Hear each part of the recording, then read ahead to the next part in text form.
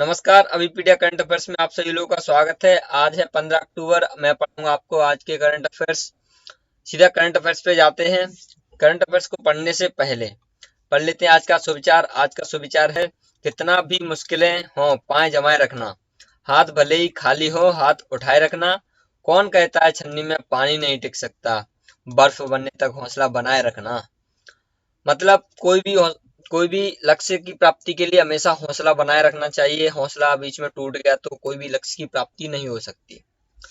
चलते हैं सीधा करंट अफेयर्स की ओर। तो हमारा आज का पहला करंट अफेयर्स है, देख लीजिए। एक मिनट। आज का पहला हमारा करंट अफेयर्स है, हाल ही में भारतीय ब्रांड ट्रांसफॉर्म ने किसे अपना ब्रांड एम्बेसडर बनाया है। किसे बनाया है? तो ये बनाया है चेतन आनंद को। ठीक है, चेतन आनंद को। चलते हैं सीधे दूसरे प्रश्न की ओर। तो हमारा आज का दूसरा प्रश्न है, हाल ही में किसे 2020 के अर्थशास्त्र के नोबेल पुरस्कार के लिए चुना गया है। तो किसे चुना गया है? ये चुना गया है ए और बी दोनों, मतलब पॉल मिलग्रोम और रॉबर्ट विल्सन। ठीक है, इनको चुना गया है। आते सीधा तीसरे प्रश्न की ओर। हमारा तीसरा प्रश्न है आज का, हाल ही में गठिया दिवस कब मनाया गया? तो कब मनाया गया है? ये मनाया गया है 12 अक्टूबर को। 12 अक्टूबर को। तो देख लीजिए, विश्व गठिया दिवस एक वैश्विक जागरूकता बढ़ाने वाला दिन है जो हर साल 12 अक्टूबर को मनाया जाता है। इस दिन ही अर्थराइटिस बीमारी के बारे में जागरूकता के लिए कार्यक्रम आयोजित किए जाते हैं। अर्थराइटिस होता है गठिया का दर्द। गठिया का दर्द मतलब घुटनों वाला दर्द। ठीक है, ये एक बीमारी है, घातक बीमारी है। इसको जल्दी से जल्दी दिखा लेना चाहिए, लेकिन आज की जनरेशन इसको नॉर्मल समझती है। चलते हैं अगले प्रश्न की ओर। तो हमारा अगला प्रश्न है हमारा चौथा। तो चौथा प्रश्न पढ़ लेते हैं। हाल ही में, देख लीजिए, हाल ही में किस देश ने hypersonic anti ship cruise missile का सफल परीक्षण किया है? तो किस देश के hypersonic anti ship cruise missile है? तो ये है रूस। ठीक है, रूस। तो पढ़ लेते हैं। रूस ने अपनी सबसे घातक हाइपरसोनिक क्रूज मिसाइल जिरकॉन का सफल किया है। तो इस मिसाइल का नाम है जिरकॉन। ठीक है, रूस के रक्षा मंत्रालय ने बताया है कि इस मिसाइल का परीक्षण बेरंट सागर में किया गया है। इस मिसाइल ने ध्वनि की तुलना में 8 गुना ज्यादा स्पीड से 450 किलोमीटर की दूरी तय की और अपने नकली लक्ष्य को तबाह कर दिया। मतलब जो इसका परीक्षण चल रहा था, इसलिए इसका नकली लक्ष्य बनाया गया था। ठीक है, चलते हैं अगले प्रश्न की ओर, पांचवें प्रश्न की ओर। तो हमारा आज का पांचवा प्रश्न है, हाल ही में किसे डॉक्टर वाला साहेब विखे पाटिल की आत्मकथा का विमोचन किया है? तो किसने किया है? तो ये किया है नरेंद्र मोदी जी ने। ठीक है, तो पढ़ लेते हैं। ये नई दिल्ली के से प्रकाशित हुआ है। तो महाराष्ट्र के दिग्गज नेताओं में शुमार और पूर्व केंद्रीय मंत्री रहे बाला साहेब विखे पाटिल की आत्मकथा मंगलवार को लॉन्च की गई।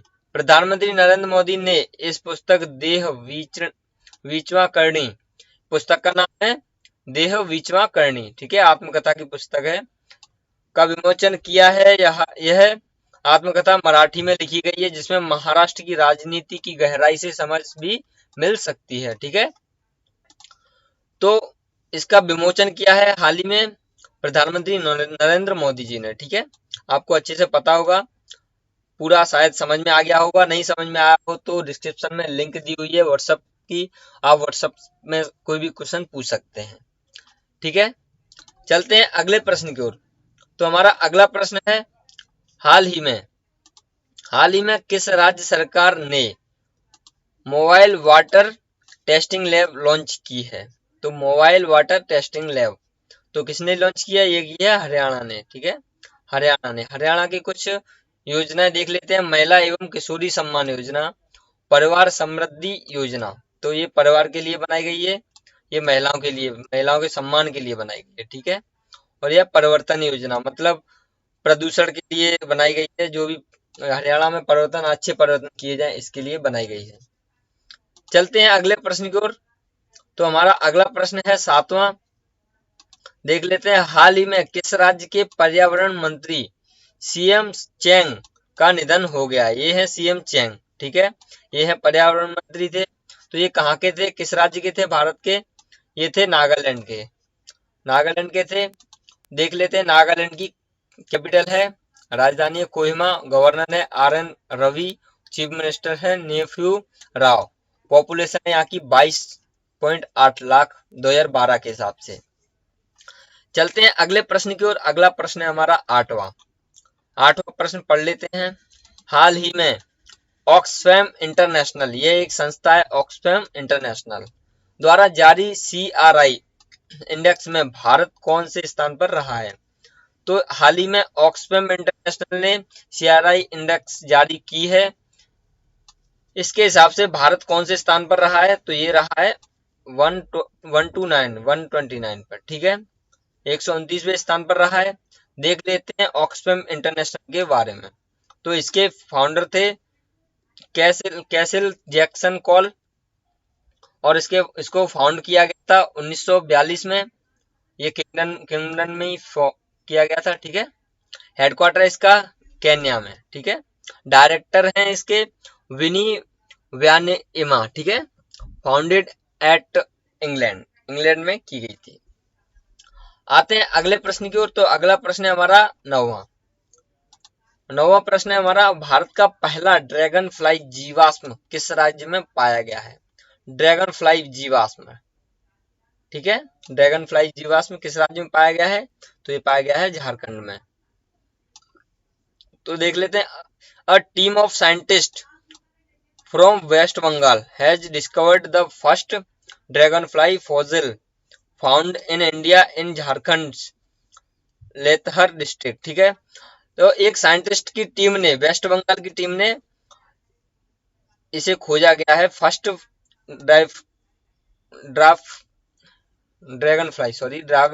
फर्स्ट ड्रैगन फ्लाई फॉसिल को खोजा गया है, जो कि मिला है झारखंड में, झारखंड के लेटहर जिले में, ठीक है। चलते हैं अगले प्रश्न की ओर। तो हमारा अगला प्रश्न है, हाल ही में प्रिंस विलियम ने जलवायु नवाचार को बढ़ावा देने के लिए किस पुरस्कार की शुरुआत की है? तो किस पुरस्कार की शुरुआत की है पुरस्कार की? तो ये पुरस्कार है अर्थशॉट पुरस्कार। चलते हैं सीधे 11वें प्रश्न की ओर। तो हमारा 11वां प्रश्न है आज का, हाल ही में देख लीजिए, हाल ही में किसने नेशनल बास्केटबॉल एसोसिएशन चैंपियनशिप 2020 जीता है? तो इसका आंसर है लॉस एंजल लेकर्स, ठीक है, लॉस एंजल लेकर्स। तो लॉस एंजल लेकर्स ने मियाटी हीट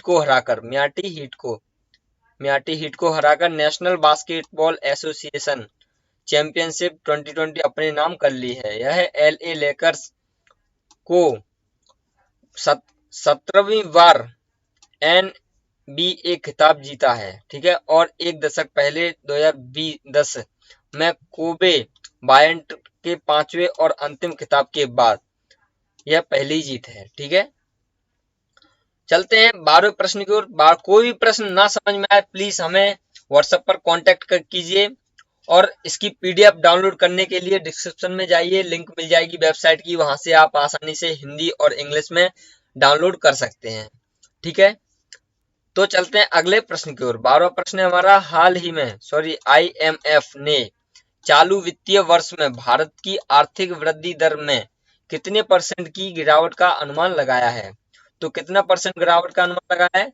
तो ये लगाया है 10.3% की, 10.3% का, ठीक है।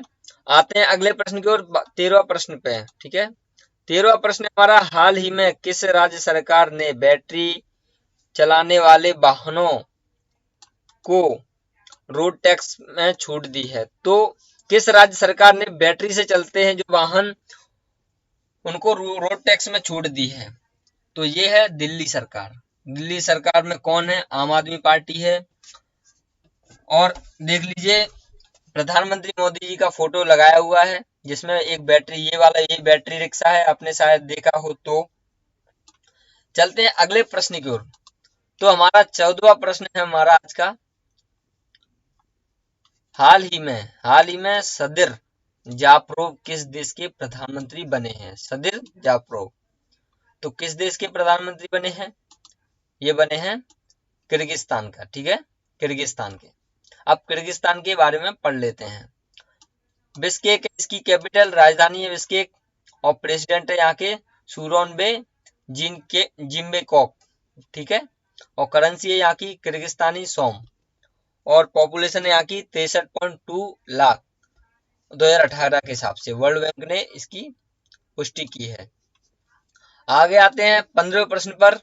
आज का हमारा 15वां प्रश्न है, सारे के सारे बहुत ही इंपोर्टेंट प्रश्न हैं, और ये भी बहुत ही इंपोर्टेंट प्रश्न है, ठीक है, इस पे लगा लीजिए स्टार।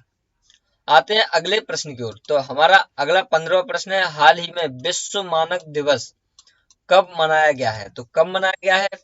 ये मनाया गया है 14 अक्टूबर को, ठीक है, 14 अक्टूबर को। पढ़ लेते हैं ये बगल में, world standard day of international standards day. विश्व मानक दिवस अथवा अंतरराष्ट्रीय मानक दिवस और विश्व मानक दिवस एक ही है। हर साल 14 अक्टूबर को विश्व स्तर पर मनाया जाता है। इस दिन को मनाए जाने का उद्देश्य उपभोक्ताओं, नियामकों और उद्योग के बीच वैश्विक अर्थव्यवस्था के मानकीकरण के महत्व के बारे में जागरूकता बढ़ाना है। मानव दिवस 2020 की थीम है protecting the planet with standard. यह दिन अंतर्राष्ट्रीय मानकीकरण निकायों, अंतर्राष्ट्रीय विद्युत तकनीकी आयोग, अंतर्राष्ट्रीय मानकीकरण, ये कुछ ज्यादा इंपोर्टेंस नहीं रखता है, इतना ही अपने को याद रखना है। एक बार फिर से पढ़ देता हूँ आपके लिए। हम विश्व मानक दिवस अथवा अंतर्राष्ट्रीय मानक दिवस हर साल 14 अक्टूबर को विश्व स्तर पर मनाया जाता है। इस दिन को मनाए जाने का उद्देश्य उपभोक्ताओं, नियामकों और उद्योग के बीच वैश्विक अर्थव्यवस्था के मानकीकरण के महत्व के बारे में समझाते हैं। मतलब उद्योग और नियमों और उपभोक्ताओं के बारे में अच्छी तरह से समझाते हैं वैश्विक स्तर पर, ठीक है। चलते हैं अगले प्रश्न को। हाँ, ये इंपोर्टेंट है, आपको ध्यान रखना है कि विश्व मानक दिवस 2020 की थीम क्या है? Protecting the planet with standard. तो आज का वीडियो यहीं पे समाप्त करते हैं। ये 15 प्रश्न थे, 15 प्रश्न बहुत ही इंपोर्टेंट लिए गए हैं, आपको इनको रट लेना है एकदम। धन्यवाद वीडियो देखने के लिए। आज के बस इतना ही। जय हिंद।